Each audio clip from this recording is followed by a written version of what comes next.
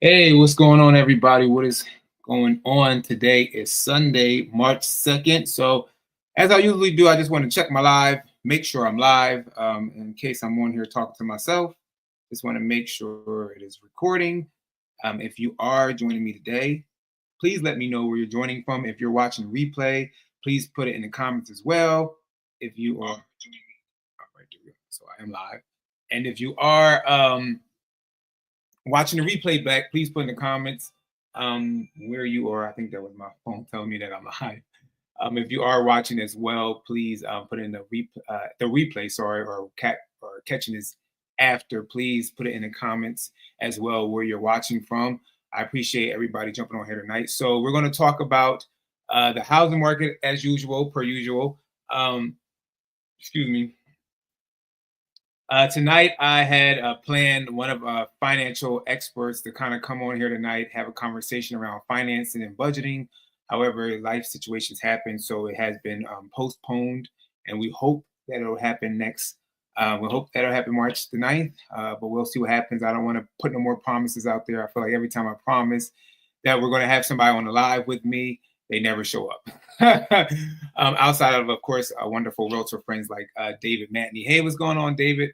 From Omaha, Nebraska. Of course, it's always great when my realtor colleagues come on, wonderful people that I meet come on that can talk about the real estate market, lenders. I always try to get other experts outside. Like I said, I was trying to get a financial coach to kind of come on here tonight, but circumstances happened and she let me know that she couldn't do it today, but hopefully she can make it next Sunday. And then also I tried to get a home insurance person on here, and something happened with that too, and they couldn't make it either. So I don't know. I'm like, am I being jinxed? Am I being jinxed? But I try my best. But anyway, let's kind of jump into it tonight. I'm pretty sure this might be a light night as far as people jumping on the live, because I know I don't know about you guys, but where I'm at, it's a little bit better outside. The weather's a little bit better. And then also there's a lot of sports going on, sports games happening. We're entering that March Madness season as far as basketball and different things like that. So people will probably be absent tonight, but I appreciate everybody that joins me tonight. Again, if you are joining live, please do not be shy enough to join us in the comments and chat amongst this wonderful community over here. And then also, if you're watching later on, don't forget to tell us where you're watching at and also comment. So we're gonna jump right into it now. I feel like I just did my whole little spiel. But we're talking about this unpredictable housing market. So I don't know about you guys, where I'm at in Atlanta, Georgia, in the Georgia market, it's been a lot of unpredictability as far as what's happening. House prices, listings going up, contracts being canceled, different things happening. Of course, if you guys don't know, mortgage, the interest rates kind of dipped a little bit as well. So let's start here where it says, why is my thing not coming up? Sorry, you guys. Let's start here. Is this the one? Of course, everything always happens when I'm trying to do something. All right, so hold on. Give me 1 second, you guys. Sorry, because I'm like, my article's flipped. All right, here we go. I think this is it. Hold on. Right here. Okay. Sorry about that, you guys. Sorry. All right, so let's talk about the rising. I don't know about where you guys are at or what you're seeing on your kind of popping up in your market. If you're a realtor, please let us know what's going on over there. So we're going to talk about what's happening according to Realtor.com. Got some Redfin articles here, and then also, like I said, I'll kind of talk about a little bit of what we're seeing down here in Metro Atlanta area. So it says February 2025 monthly housing market trends. It says the number of homes actively for sale continues to be higher compared with last year, growing by 27.5%, a 16th straight month of growth. The total number of unsold homes, including homes that are under contract, increased by 18.2% compared with last year. Sellers listed their homes at greater rates than last year, with newly listed homes increasing 4.2% year over year, a bit lower than January's pace. It says the median price of homes for sale this February was down 0.8% compared with last year at $412,000. However, more smaller homes are being listed this year, which decreased the median list price relative to last year. And then the median list price per square foot, which controls for size growth, grew, sorry, by 1.2%, indicating that home values continue to increase. And of course, homes spent 66 days on the market. This is 5 days more than last year. And then the share of listings with price cuts grew once again compared with last year, at with 16.8% of sellers cutting prices in February, up from 14.6% in February of 2024. So we'll dive into it. So those are like some key little things that Realtor.com was talking about, and we'll browse, kind of get through this article. It says, according to Realtor.com, February housing data, sellers are increasingly adjusting to slower market conditions as the share of homes with price reductions rose significantly last month. This trend could indicate a potential slowdown in growth and price growth. In February, the nation's median home list price dipped below last year's level. However, when accounting for a higher proportion of smaller homes on the market, the price per square foot still showed year-over-year growth. Even so, the rise in price reduction suggests that the market may continue to soften. On a positive note, while interest rates remain elevated, which this was a little, when did they have? They brought this out at the beginning of February, and we're in March now. So this is February reports. In March, if you guys don't know, at the end of February, around this March timeframe where we're at the beginning of March, home interest rates dipped a little bit. So this report is talking about in February where we kind of still we're seeing elevated interest rates, not that much of a dip, still within a certain price, still within the sixes or high sixes, low sevens. Interest rates kind of softened a little bit within the last couple of days. And it says lower prices could encourage more buyers to enter the market this spring. Meanwhile, housing markets with significant number of federal employees are drawing attention as Trump administration's cost reduction policies take effect. So far, there is no clear connection between the markets experiencing the most significant slowdowns and those with a large government workforce. However, local housing trends are often influenced by employment conditions, so these areas may see changes over time. While some effects are expected, the full picture is still developing. So, okay, now my phone is buzzing. I knew that's what would happen. I tried to turn my computer off. Sorry, guys. Let me see. I don't know if you can hear that. I'm sorry about that. I tried to turn everything off because I knew this was going to happen. Once I get on live, everybody starts chatting and messaging me. But yeah, so in regards to this part of the article right here, I don't know if you guys are kind of seeing this in your market. If you are looking at, if you're a realtor, I don't know what's kind of happening in your MLS data, and if you're a home person, you know, looking to possibly sell your home or buy a home, and you're kind of just keeping abreast on the data, or like looking at Zillow or Realtor.com, these different avenues that you can outside your MLS, unless you're having a conversation with a realtor. I don't know if you guys are kind of seeing. David said it's all good. Okay, thank you, David. I don't know if you guys are kind of seeing any type of reduction in home prices. So I know down here in Atlanta, depending on where you're buying in Atlanta, I have been seeing actually realtors trying to make sure they price the house aggressively and according to this market, this 2025 market. I haven't seen, I've seen a couple people overly price some things because people are still living in the mindset of them thinking they're going to get those 2020 prices, 2021 prices, 2022 prices, and those houses continue to sit, and then they eventually drop the price because over time they will. I know that what's happening now, I don't know if it's happening in your market, but some of these houses that are a little bit overpriced, it might be because the seller just currently bought the house 2 years ago or a year ago per se, and they're trying to get out the house without hopefully bringing any money to the closing table. If they bought it a year ago, it's going to be, it might be able for them to break even, maybe not. But that's what I'm kind of seeing right now over here in this market. What did David said, no reduction in our market yet. Okay, so no reduction price yet in your market. Wow. But you guys are you seeing how's the inventory kind of going as far as resale? Are you seeing any type of like more less kind of houses, resale houses coming on the market? That's why the inventory is kind of staying steady in your area as far as the prices, or staying elevated per se, I should say, or that new construction stuff. How is that kind of? I know last time we were on the live, we were talking about new construction over there in Omaha, Nebraska. But yeah, so down here in Georgia, I don't know you guys, a lot of the Sun Belt states, Georgia, Florida, all these states that are south. Hey, what's going on, Lane? Good evening. Good evening. I was saying earlier on the live, prior to everybody kind of jumping on, I was supposed to have a financing and budgeting person come on tonight. Things kind of occurred, and she had to she had to postpone. So hopefully all goes well, and she'll be on next Sunday, March 9th. But I decided what I'm going to do going forward. I'm not going to say anybody's coming on, and I'm just going to hopefully people come on. I feel like when I say people are coming on, I jinx myself. So I'm just going to, but hopefully. But anyway, so what I'm kind of seeing is that what's happening down here in Georgia is that she said, okay, hope is well. Yes, gotta hope, gotta hope, gotta hope. So what we're kind of seeing down here as far as those prices, like I said, what I'm noticing as far as sellers, I'm noticing that the sellers that are selling right now that I'm kind of dealing with or I'm talking to or interacting with, they either have second properties, so they already have a property and they're selling their second property because they want to unload stuff. Or maybe they are investors, they're not in-state investors, or even if they are in-state investors, they're like, hey, the taxes are going up.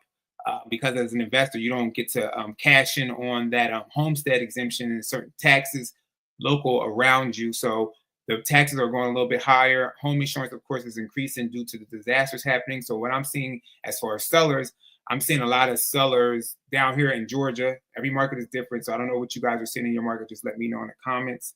I'm seeing that down here in Georgia that a lot of the sellers are selling because they have second homes that they want to sell. That they want to relieve. There are maybe mom and pop investors that just want to kind of unload some properties. Maybe corporations. A lot of corporations are unloading properties as well. However, they are reorganizing and reassembling and trying to figure out if there's a different space or area per se in Georgia where they want to buy at, just because they feel like this area might not be serving them. I don't know why I keep freezing. You guys let me know if I'm freezing. I don't know why. I'm like on my end, I'm freezing. I don't know if you guys can see me on your end. I'm like, of course, it seems like everything's happening tonight. But I don't like, what is today? I need to take a moment, y'all. I need to take a moment. I'm like, what is happening today? I feel like everything's going wrong today. What David said, inventory is increasing slightly. Okay, so you're seeing an increase in inventory. So that's what I'm kind of seeing down here. The corporate investors unloading. I'm seeing distressed people selling their property. So if they bought the house a year or two ago, they're trying to sell because either they have to relocate, either what you said, your visual pic was frozen, but your voice is still going. Okay. I think what's happening is that I keep freezing. I don't know why I'm freezing, but I'm freezing. So hopefully we can kind of push through it. I know I'll probably lose some of you guys, but it seems like today is just not my day and everything is just happening all at once. And I don't want to make this a woe is me story. So I'm going to keep pushing through, you guys. Let me know how you feel. So let's just keep reading. So maybe if I kind of get through some of these articles and take some of these articles off the screen, we'll probably stop freezing as much. And then I guess I'll come back and I'll talk about what I'm seeing. Because I was trying to do it while I'm talking about certain parts, but I guess it's not going to happen because I keep freezing. It says new listings and overall inventory continue to increase. There were 27.5% more homes actively for sale on a typical day in February compared with the same time in 2024. Marking the 16th consecutive month of annual inventory growth. They said this is an increase from January, which was up 24.6% year over year. So basically they're saying last year in January, it was about 24.6% of inventory that kind of popped up on the market as far as new listings popping up on the market. And now February of this year, because again, the data is typically behind like a month or so. So yes, Lang said, keep pushing through. I'm keeping pushing through. David said, voice is good. No worries, no problem. I'm like, so I appreciate you guys. And if anybody else is here in the comments and want to talk about what they're kind of seeing in their neighborhood, in their city, their state, please join us in the comments. We love conversation over here. However, while inventory this February continues to improve, it is still down 22.9% compared with typical 2017 and 2019 levels. So what they're basically saying is that the inventory is up year over year compared to 2024, say 2023, 2021, all that stuff, but it's still down compared to 2017, 2019 levels. So this is where we're in 2025 right here. Excuse me. So this is like 2017, 18, 19. So this is where it's up right here. And this is where we're at right here. So this is 2025 right here. So as of February. So it's February 2025 right here. However, right here, this is 2020. So I guess it's It's actually above. It's actually below 2020 levels too, according to the data that they're reading. But everything else is above per se. So 2022, 2021, 2023, 2024, and I keep getting texts. I'm like, everybody wants to text me now. So yeah, so we are going to. Sorry, you guys. I apologize. I told you this day is a wonky day. It's a wonky day, so just bear with me and hold on. Hold on for the ride. So it says the total number of homes, and I don't know why my phone keeps dinging because I turned it off. I typically try to turn everything off when I go live because for some reason, no one texts or calls me all day, and then every time I go live around this time, people call and text me. It's weird. I'm like, it's like the universe. It's like interruptions. The total number of homes for sale, including no homes that went under contract but not yet sold, increased by 18.2% compared with last year, growing on an annual basis for the 15th month in a row. This is up slightly from 17.1% last month. So now they're saying here that the house that they're growing as far as buyers putting offers in, pending homes that are under contract but have yet to close have kind of increased a little bit as well.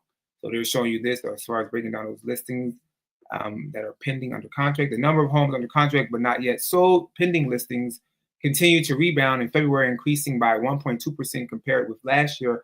However, it is less than January's gain of 1.8% and much less than December's 7.4% gain. So they're saying that it increased year over year. That's what I'm reading here, or rebound, I should say, by increasing for February of 2024, it increased by 1.2%. However, it is less than January's gain of 1.8%. So they're just kind of telling you guys the different numbers and everything. What's going on, Jared? What's going on? So yeah, so let me know how you guys, what you're seeing in your market in regards to that. The listings are definitely going up over here in the Metro Atlanta area. I'm seeing a lot of listings coming to the market. Let's kind of go down here a little bit. It says, though rates are significantly higher today, which, as you guys know, we just talked about, the rates kind of soften now. Our 2025 forecast shows that as both lower rates and time chisel away at the lock-in effect that has held back sales this year, we should expect home sales to rise modestly by 1.5% in 2025. So as far as the lock-in effect, I know last time when David Matney, who was in the chat, living in Omaha, Nebraska, don't forget to go check out his channel, you guys, and subscribe. But we kind of talked about the whole lock-in effect. So if you guys don't know, the lock-in effect was basically like home buyers who had a certain interest rate.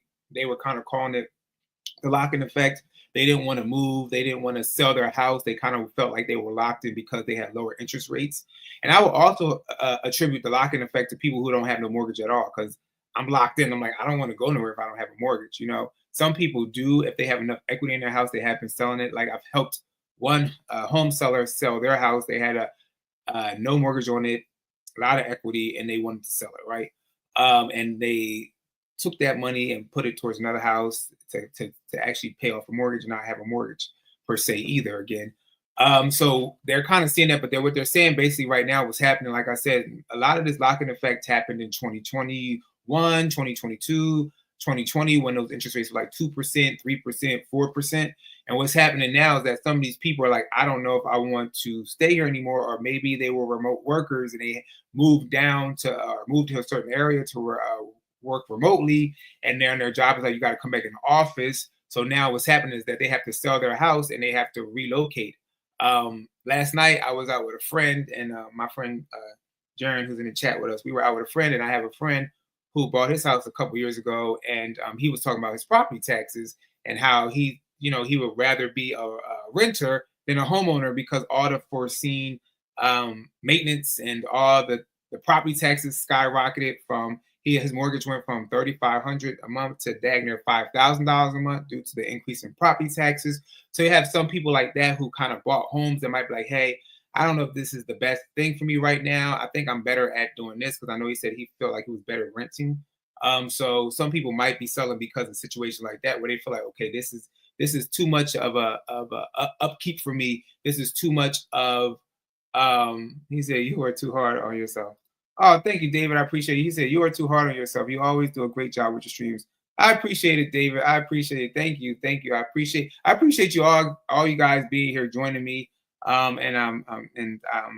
am very thankful that you guys join me in the chat, converse with me as I go live, and any topics you guys have, please shoot them my way or to my email. I just appreciate everybody being here and just kind of just chatting along with me, because that's what we're all doing, right? We're all chatting along with each other, so I appreciate it.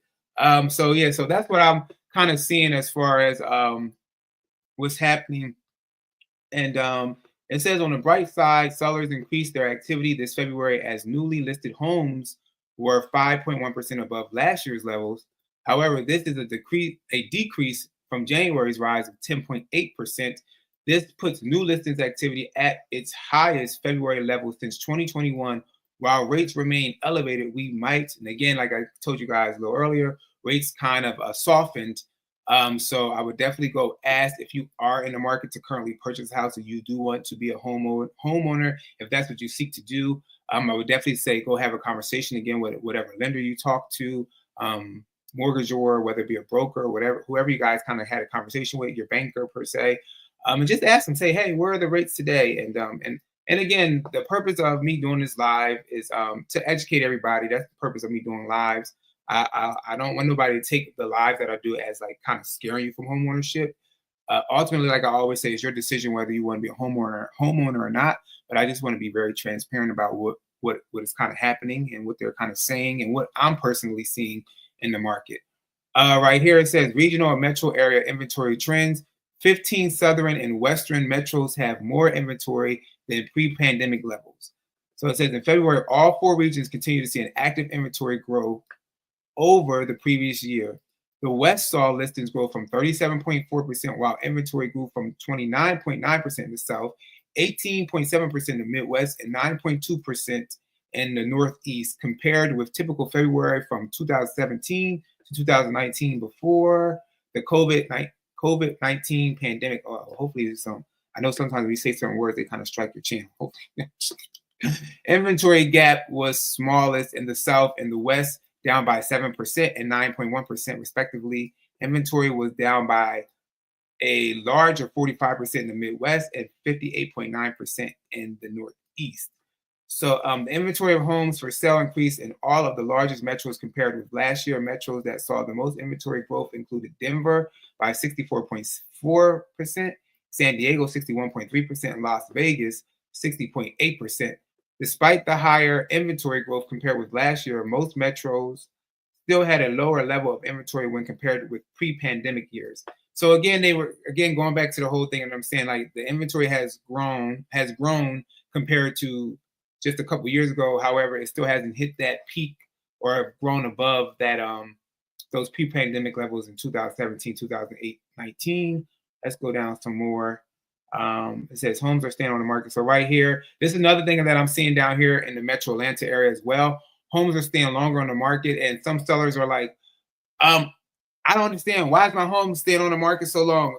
Everybody house before was selling so quickly. I want a quick sale. I'm trying to get my house sold. So, and I tell people right now, if you are a seller, what you need to focus on, if you're trying to sell your house right now in this current market, and everybody's state and everybody's city is different, but I know right now, if you're trying to sell a home in Metro Atlanta and you're a seller, you cannot just throw anything up on the housing market. You just can't be like, okay, I'm gonna throw this house on the market, and I'm not gonna, do the outside of my house. I'm not gonna fix fix the gutters or just do home maintenance and home care to your house. And you just want to throw it up and say, I want the highest price on the block. So if the house next door sold for $400,000, I want to get $400,000 too. That market is over, you guys. It might be like an anomaly where maybe somebody might get lucky and be able to do that. But what I'm telling sellers right now, that if you want to sell your house, or if you need to sell your house, the best thing for you to do is make it presentable and make it ready to sell, right? Don't just have your house and the photographer comes in and clothes all over the place and looking a mess in the house. What's going on, Vanshay? What's going on? Don't make it look a mess in the house. Like, actually get the house ready. Get the outside of the house ready. Like I'm working with a seller right now. Wonderful, wonderful seller. and he has been doing renovations on his home. It's been taking a long, it's been a long time. We've been working for these renovations to get done. But I went up there the other day and I said, wow, it looks amazing inside. The renovations are nice, right? However, outside there's some on the driveway. Their family member had a lot of cars, so there's oil stains on like the driveway, and then there's some things that need to kind of be touched up. So I was like, hey, I think it might be great if we can try to find a way to get these oil stains out of the driveway, like out of the cement, or maybe I don't know if you can paint it or do some type of white stain cleaner on it, something to kind of make it more appealing from like street curb appeal, because the inside is beautiful, but we need to get people in the house, right? Because when they pull up and they see the house, they're like, oh, I don't know if I want to go inside because the outside looks like this, right? So it's not about just throwing stuff up on the market now. It's really about looking at standing from the other point. So when you bought your house as a buyer and you bought your house and now you're trying to sell it, you should stand back and look at it as from a buyer aspect, like, hey, would I want to buy a house like this? How would I critique this house? What would I say when I pulled up to this house? Would I see the driveway? Like, I'm kind of I'm looking at it from the other side, because when you work with buyers too, these are a lot of key points that the buyer is looking at. So I try to be very biased and stand out at the end of the day. Of course, I cannot make you do what you don't want to do, but I can tell you, like, hey, this might be something you might want to kind of, I don't want to say fix, but kind of look at, right? But so nonetheless, so that's what I'm kind of saying. But it says the typical home spent 66 days on the market this February, which is 5 more days than the same time last year. This marks the 11th month in a row where homes spent more time on the market compared with the previous year. However, the time a typical home spends on the market is still 11 days less than the average February from 2017 and 2019. So they're basically saying, which is kind of funny, it's saying here that the home is sitting longer on the market now. However, back during the time when there was more homes on the market, which would happen when you have more inventory to choose from, there's going to be buyers have more of an opportunity to say, hey, I want to go with this house. So then you will have houses sit longer on the market. So right now, some sellers are like, my house is sitting so long on the market, but it's like, this time frame, these are kind of, once we get into like a balanced market, you guys, as far as if you're trying to sell your house and we get like enough inventory and everything, you will see longer days on the market, unless you get everything in order. When you go to list it, you price it correctly to what the market is the numbers are looking like. You also make sure everything is done accordingly, and you might be able to kind of get that house sold sooner than later, right? So it says regional trends around the time on the market. And so this is kind of talking about the different places. So now what we're going to do is jump over to stop sharing that. So I appreciate you guys being here tonight. If you have anything, if you feel anything, if you see anything in your area, you kind of want to bring it up, let me know, please. Don't leave me hanging.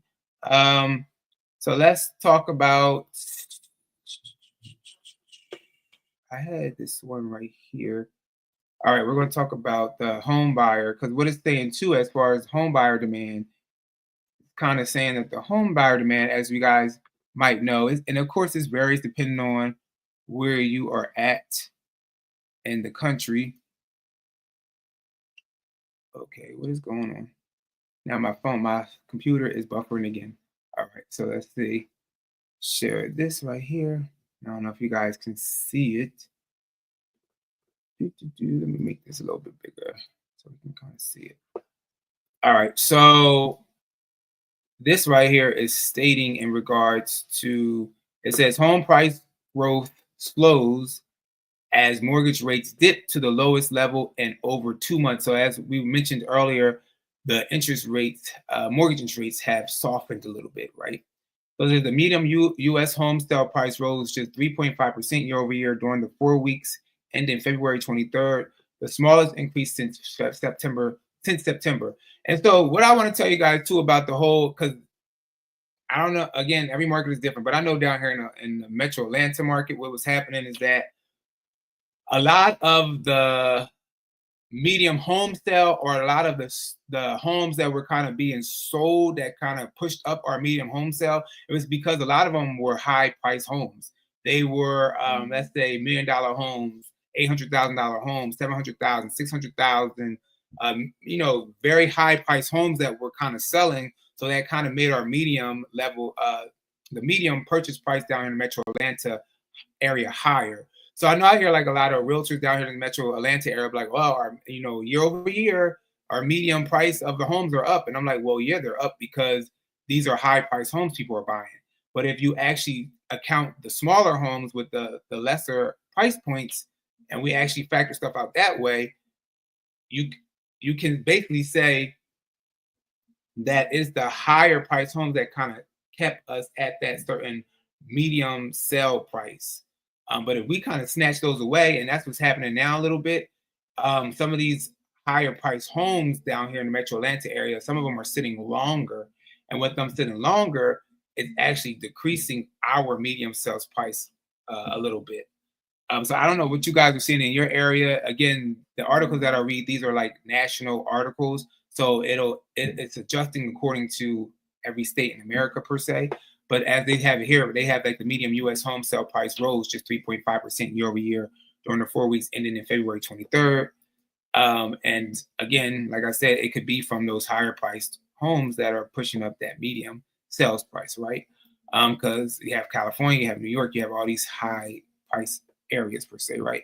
And mortgage rates have declined to their lowest level in more than 2 months, dipping from 7.13% to 6.78% in the last 2 weeks alone, and upping buyers' purchasing power by thousands of dollars. Mortgage rates are coming down due to signals that the U.S. economy is slowing and the heightened recession fears. So, as you guys all know, we're kind of give me a sec. As you guys all know, that we're going through a little change right now, right? With the administration, the things they're doing, people are getting laid off. A lot of jobs are not only just federal people, but regular companies are laying people off. Public and private sector companies are laying people off. People are kind of shifting to other type of jobs to facilitate income, whether it be gig-based jobs, coming to different platforms, different spaces to kind of get extra money to pay bills. And so because of that, a lot of people are kind of staying on the sidelines. They're like, they're like, they don't might not feel like this is the best market to kind of buy in right now, right? Um, and I say the best market is the market that you feel you're comfortable buying in. But what I'm telling people right now, I'm gonna be honest, you guys. What I'm telling people is that if you can wait, I would prefer you wait. But again, I don't want to. Some people are like, I don't want to wait because I don't know what next year will bring. And I'm like, I really would prefer that if you are uneasy or if you're indecisive about your decision to want to buy a house right now, I would say, if those things kind of linger in the back of your brain and you feel like, you know what, I'm a little uncomfortable about doing that, I would I would personally, but this is my opinion, and you're gonna go off of how you feel and what you want to do in your decision, right?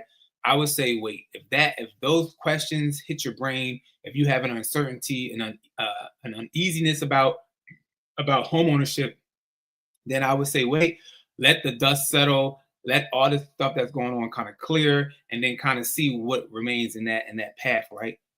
David said, I attended the Housing Wire Summit this week. My biggest takeaway: household formation 1.9 million per year, 1.3 million housing stats. Demand is high, supply is low. Okay.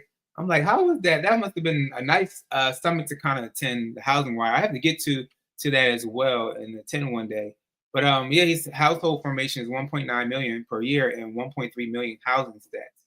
So demand is high. So basically, what I'm reading here is that you're saying that the demand of home buyers is very high, but the supply of houses on the market are very low. If that's what I'm getting from this, David. Hopefully, I read it right.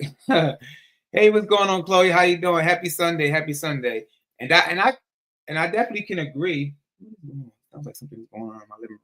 I definitely can agree as far as I'm like, turn the TV on. I forgot to turn it off. Oh Lord, it's more and more stuff happening. Is that the TV or is that my? I don't know, you guys. Sorry.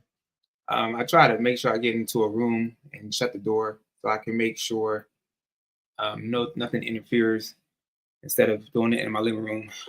But anyway, so what I can kind of say in regards to that, there definitely is a David said, "Yep, okay, okay." So there definitely is people that are waiting on the sideline because they want to buy a house, right?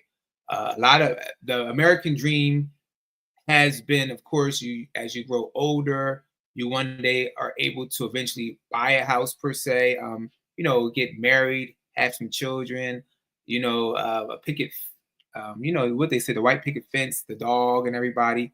But you have to make sure that you are comfortable enough to have that. Um, and I'm kind of scared, you guys. You're spot on. You should only buy if you're comfortable. Yes, you should only buy if you're comfortable. I'm kind of scared, you guys, because I'm like the American dream of owning a house, home ownership, the things that we kind of work for, and we stay on track. We do the best we can do in life, and we have goals and we have ambitions and desires of things that we want to see for ourselves. And it's looking like, will that be obtainable as the years go on for younger generations? um you know as things keep kind of pushing a little higher, I'm just getting a little bit more fearful, because I want everybody to be able to get all, for all their dreams to come true, everything they desire to come true. And I'm not saying that it won't be obtainable, but it's looking like it's getting harder to do so. It says, in addition to a bit of cost relief, another factor is working in buyers' favor is house hunters have a bit more power to negotiate on sales price terms as supply piles up in some parts of the country. There are 4.6 months of supply on the market, up from 4 months at this time last year, and the typical home is selling for roughly 2% less than its asking price.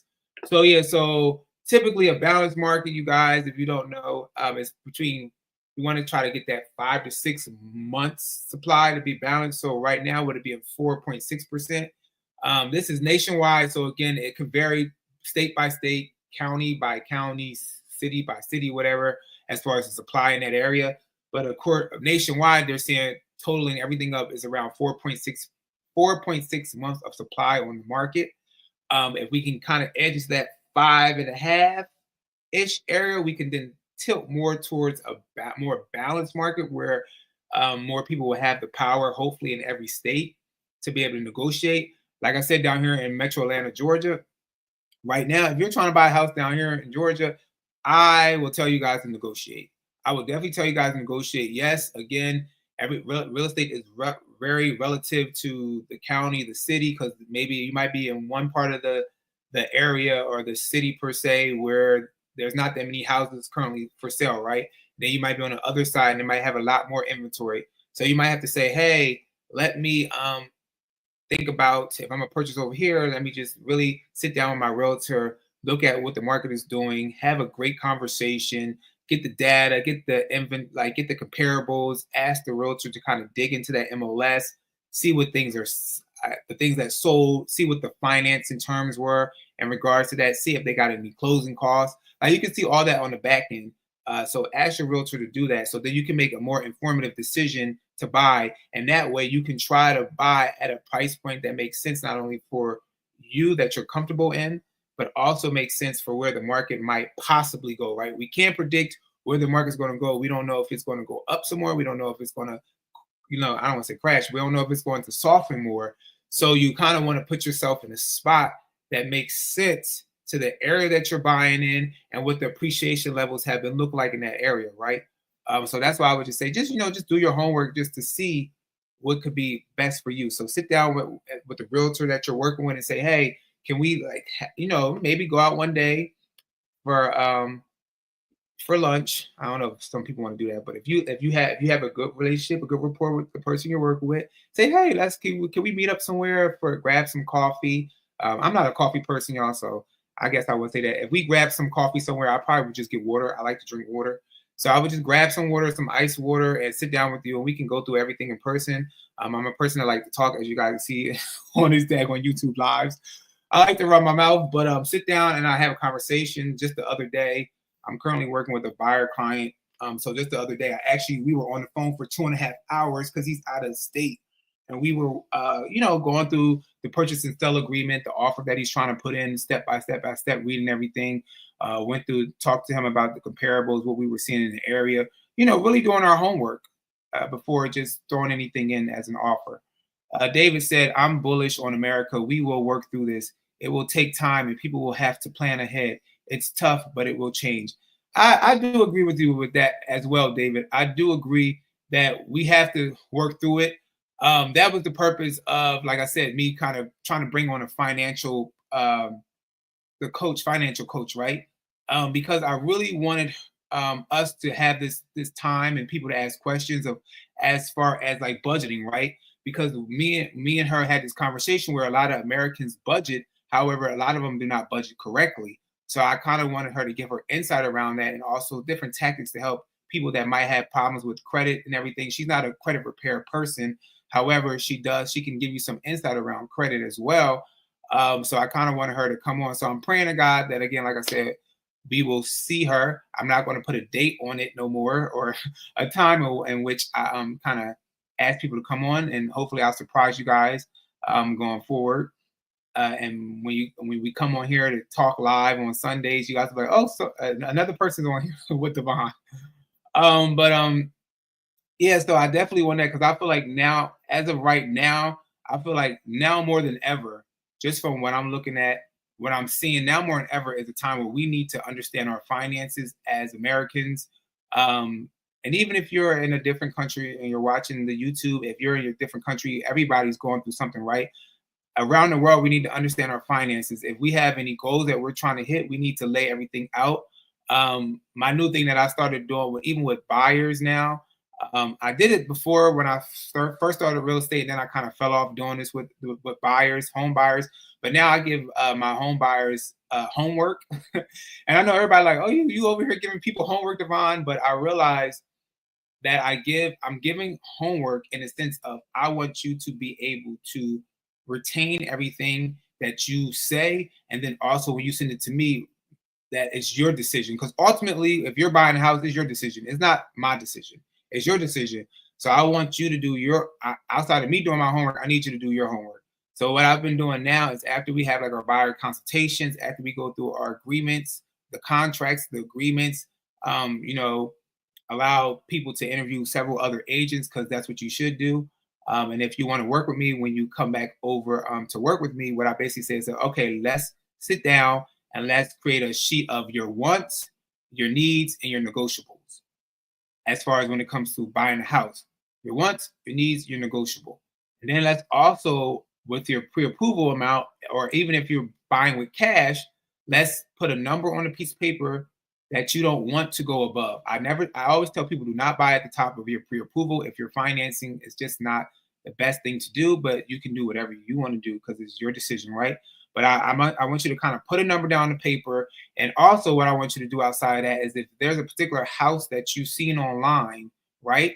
And I know some lenders might beat me up because of this, but if there's a particular house that you see online that fits within that amount that you wrote down, as far as that you're willing to kind of pay at the top at, I want you to find a house, send that house over to the lender, and try to get a loan estimate in regards to the mortgage and different things like that. So I want you to do your homework too, right?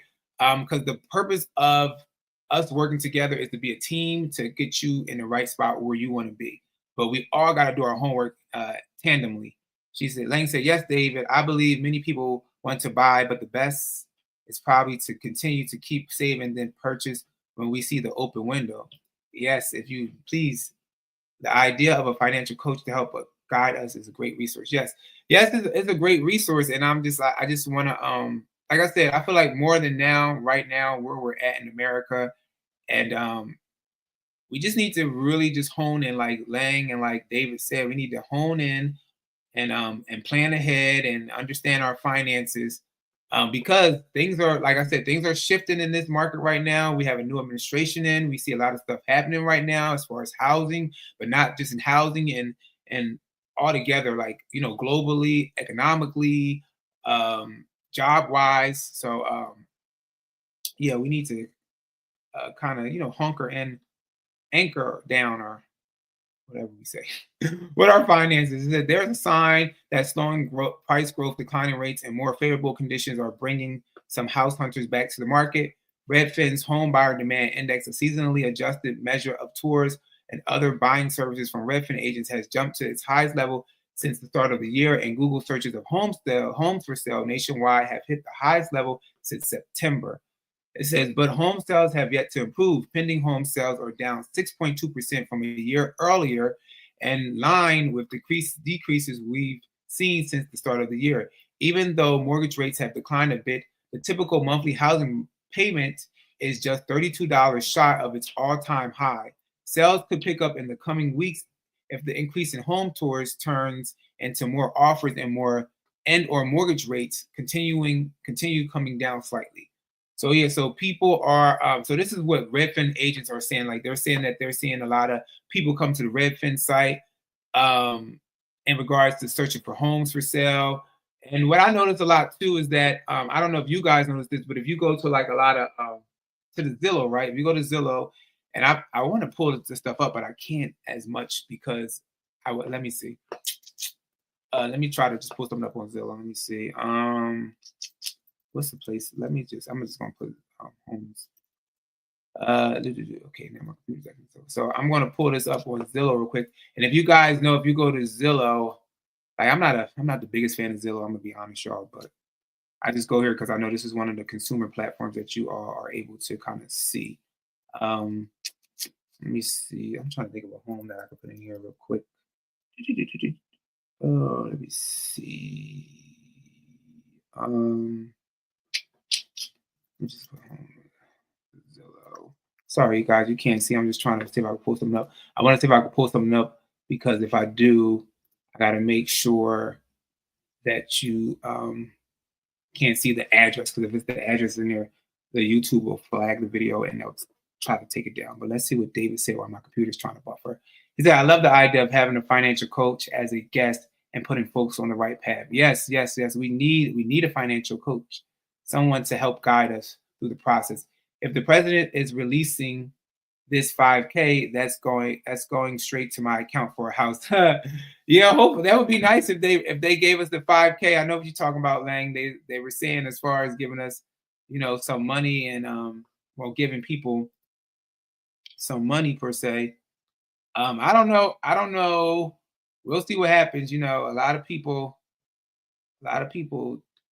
talk stuff, but we'll see what happens. I'm trying to click on a house that we can see real quick. Let me see.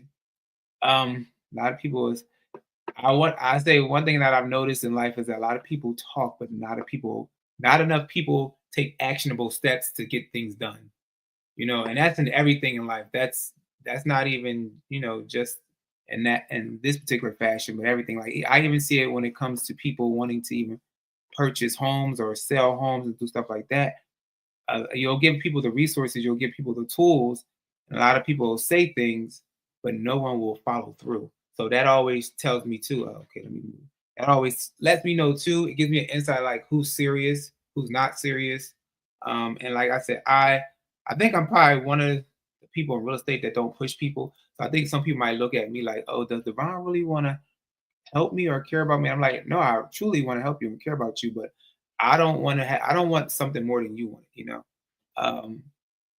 so I don't want to, I'm not a forceful person. My screen keeps freezing, but I'm not a forceful person. I don't believe in selling people either. I believe in educating people, and I believe in letting people make their own decision and what they want to do.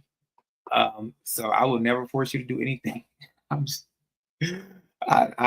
sorry if that's what people want me to do. I'm just not going to do that because I don't like when people do it to me. So I'm not going to do it to y'all. But anyway, what I was saying as far as Zillow, where people will say like, right here, if you go on Zillow, like, so this house, I can't show the address and all that stuff, but I'm going to show what some people do on Zillow if my computer stops buffering. So right here, it says 4 days on Zillow. So this house just hit the market 4 days ago. 1,112 views, and then they got 83 saves. So what some people do, excuse me, what some sellers do and what some realtors do, sometimes they revert back to the Zillow data. I'm like, oh well, we see that they got all these views and all these things, and because of that, let's let's not reduce it right now, or let's we're gonna get an offer, or we're gonna do that, and it's like I don't. It's like I don't know. Sorry, y'all, I'm thirsty. I just don't want people to kind of go off of that type of data because you just don't know. I don't know what I was talking about. Anyway, let me get back on topic. Sorry, I'm like, wait, what was I talking about? Lord Jesus, this is bad. um, let me see. It says home buyers. So we're gonna go very quick as far as the home buyer demand dropping, because right here it says home buyer. Let me know if you guys can see this. So this right here article is from CNBC about home buyer mortgage demand drops further, a troubling sign for the spring market. So this is kind of digging into the spring market, right? It's if you guys don't know, most times you we're looking at the spring market when it comes to real estate. I'm going to take some of these articles off my screen because Lane said this. She said, "LOL, it's okay, it's okay." I appreciate you guys hanging in there with me, and everybody's watching this on a replay. If you feel like I'm rambling on, you don't stick in here with me. If you want to turn it off, I totally understand. But stick in here, stick in here with me, because I could go on a whole tangent in life when I talk. With the MHO, what's going on MHOA? Even is you put the $5,000 into any type of savings, the inflation it'll spark will eat it up within 2 years. He said, yeah, he's saying if the 5K that the government puts in there, he said within the 2 years that everything will be so high that the inflation will kind of exacerbate the $5,000. Let me see. So right here about home buyers, says home buyers are seeing very little reason to get a jump on the all-important spring housing market, even with more listings coming for sale. Mortgage rates haven't moved much in the last few weeks, and home prices continue to rise. Mortgage applications to purchase a home last week dropped 4% compared with the previous week, according to the Mortgage Bankers Association seasonally adjusted index. Demand was flat compared with the same week a year ago. Sorry. The average loan size for a purchase loan has increased since the start of the year and continued that trend last week with weaker government purchase activity, which reached 447,300, the highest level since October 2024. The average contract increase rate for 30-year fixed rate mortgages with conforming loan balances, those of $806,500 or less, decreased to 6.9% from 7.02%, with points increasing to 0.64, 0.63, including origination fees, et cetera, et cetera. So my thing about this, as far as when it comes to diving into this a little bit, it's hard to kind of track some of the mortgage stuff nowadays, because a lot of people that, like I said earlier, if they had no mortgage in the house and they saw so much increase as far as when it came to their the equity in their home, they are basically selling those homes and they're buying other homes in cash. So baby boomers, anyone that might be a little elderly per se, like say in their 70s or 80s, and they have a house, a 2-story house, 5 bedrooms, all this extra square footage, and their kids went off to college, or somebody might have passed away, or somebody might have moved out, or different things like that. They're downsizing, so now they're taking whatever. If they have no mortgage, or if they have a small amount of mortgage left, let's say 30,000 left on a mortgage, 60,000, 50,000, but their home is worth 600,000 now, 700,000. They're taking that equity and they're pouring it into other houses, and they're paying cash. So I'm kind of seeing that. So that could also drive down, and I'm not a mortgage or lender, but that could also drive down those applications for mortgages. Also, I'm also seeing people who, if they are doing mortgages, there might be people that might have other homes, may have enough equity, a good amount where they're doing the mortgage like mortgages now, but they're putting down more because of having so much equity and so much like a little bit more money to kind of throw at another house and lowering those monthly mortgage payments. It says applications to refinance a home loan responded to that small drop, rising 12% from previous week and 17% from same week a year ago. The percentage increases are large, but much of that is due to volumes being so slow.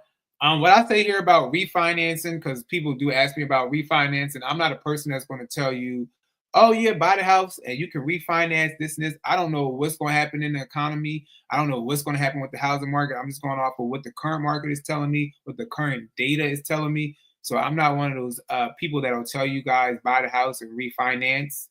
I'm the person that's saying that, can you afford to buy this house at this rate, at this price? And if you could never refinance the whole life of the loan, could you be able to sustain this mortgage even in the midst of, as years go on, when property taxes increase, your home insurance might increase? Do you feel comfortable that you can sustain this? If not, then maybe you got, because everything, all this goes back to is math to me, right? It's numbers when it comes to real estate and understanding. You have to understand your budget. You have to understand where you're at in life. You have to understand your debt to income ratios. You have to understand everything. If you know you make $5,000 a month and that's gross, but after net, bring home net is 3,500, and you have a car note and you have, you got to get groceries, you got to put gas in your car to go to work, you got children that you got to take care of, you have all these other necessities, and I wouldn't tell you to get a mortgage, that's $2,500 a month, and I know it's hard. People be like, well, Devon, where are we seeing smaller mortgages less than this amount right now? And I would just say, like, you just got to factor based off of your income and your debt, everything. Just like write everything down, you guys. Write everything down. And that's why I say I like to give buyers that are trying to buy a home, that really want to buy a home. I, I know people might be like, oh my God, this man want me to do homework, but I really want you to know what your income is looking like, what your debt is looking like. What do you like? What are your wants, your needs, your negotiables? What is the highest price you can buy at? Like all this stuff, like write all this stuff down. I promise you guys, you will thank me later on. Like I've worked with people that have called me and it's like, oh my God, like, they're happy with what they did. They're happy that they, when they bought a house that they're like, they'll say, hey Devon, well, I had one person call me, and she was excited. And I don't know if she's watching this live, but she was excited because she did get when her at her escrow, she got some money back. Typically, sometimes you'll get money back as far as like say at the end of the year after you buy a house or something, as far as your escrow might have overpaid or put money more into it. So I always tell people the best thing to do is to throw it back into your escrow, or throw it to like your mortgage payments or something. But she was like, oh, thank you so much. We got money back or whatever. And it's not gonna happen for everybody. One client, we were able to get money back at the closing table and different things. But it's not going to happen for everybody. So I don't want to say I make that happen for everybody. But what I do is tell people is that I make sure you sit down and do your homework, especially if you're buying a house. And even if you're selling a house, when I work with sellers, I bring a seller to net sheet. We sit down and we see how much you could possibly make out of the sale. Like everything, we need to know our numbers. We need to understand stuff because too, as a seller, you still got to pay taxes. So you want to make sure, like, if you have a CPA, if you have somebody that can help you with taxes, all those type of things, we want to know those numbers. You want to talk to your CPA, say, hey, because we have, within a certain time frame too, you have like, you can be within like capital gains tax situations and things like that. So you kind of want to sit down. So it's on both ends, not just on home buyers ends, it's on home sellers ends. So you want to know your numbers, you guys. Really sit down, just write stuff down and just see what makes sense to you. Mortgage applications to buy a home are down 39% lower than they were in February 2019 pre-pandemic. I think that was all this article. So that's all this article kind of talks about. So it talks about how basically, like I said, the home buyer demand is kind of down right now. A lot of people are waiting on the sidelines, like David kind of mentioned earlier. There is a big pool of people waiting on the sideline that want to buy a house. However, a lot of people are, they might feel like this is this might not be the best time for their circumstances. They might feel like they need to save more money. They might feel like it's too high, to purchase a house, and they might see that the houses in their um, county or their state or whatever they're trying to buy. And I froze again. I'm going to take this off here, these two articles off, so maybe it'll stop me from freezing. They might see that things are kind of softening, and so like typically what most people do, because I know I have some home buyers that do this when I work with them. They sign up for Redfin app, they sign up for the Zillow app, and even if you go on these sites like One Time, Redfin, Realtor.com, Zillow, and if you put your email in one time, even if you're just looking at something, they'll start sending you a bunch of emails every day. Any house that you look at, they'll start sending you emails. So you're always going to get updates on if the realtor or the seller suggested or decided to lower the price. So because of that, you can kind of see what's happening around in your area. So I would tell people in regards to this, even though house listings are up right now, depending on where you're at. Like I said, down here in Metro Atlanta, our listings are we have listings that are up.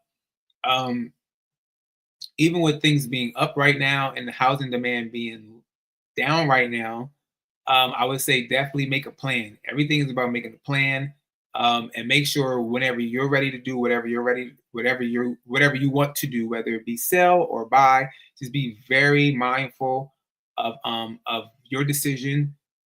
Be very mindful of, if you're buying, to sit down, look at the data, look at the information, see what's happening in the neighborhood, look at the trends to make sure you're buying at your best ability, because we don't know what's the best. That's I don't want to tell you like you can't go in there if a house is worth 400,000. You can't go in there and be like, I'm gonna offer 150. You know what I'm saying? And I've had some people do some crazy stuff like that. I'm like, wait, I'm like, how do you get 150? Even when these houses were built back in the day, they started at like 2007. They started at 150. Like, sir, where are we going? But it's like, because we got some people that follow some channels on YouTube, and they're telling them like, write disrespectful offers, go really low, whatever. And it's like, you also got to be mindful of, if the house was built in 2007 and the person bought it for 150,000, and now we're in 2025, you're not going to get the house for 150,000 if what the market is saying that it's worth, let's say, 300,000. So we got to be very mindful of that. Like, and again, you can do your research on that too as a consumer. If you don't want to talk to a realtor, you can go on the Zillow platforms. You can literally go back to when people bought the houses. It says sold, the price in which they bought it at, as far as what they closed at. So you can kind of do all that, so you can kind of see what makes sense if you are going to write an offer, that makes sense to the market and makes sense to where you're at as far as trying to buy a house. All right. But nonetheless, I appreciate you guys joining me tonight. I feel like I was a little bit all over the place, but I'm hoping that next Sunday we will be in a better situation where I don't have a bunch of freezing while we're live, and a bunch of things going on in my background as we're live. I appreciate you guys being here tonight. David, Matney, Lang, Jaron, MH08, Von Shay, Nicole. I appreciate everybody, joining in on the live, joining in on the chat. If you are watching this back on the replay, let us know where you're watching from. Let us know if you're seeing any of this in your market, whether you're seeing house listings going up and home listings going up and buyer demand going down. And I will see you guys next Sunday at 6:30 p.m. Eastern time. All right. Thanks, David. Thanks. All right. You guys have a wonderful night, great Sunday, and a wonderful work week. And a happy Monday come tomorrow. All right. Bye-bye, y'all.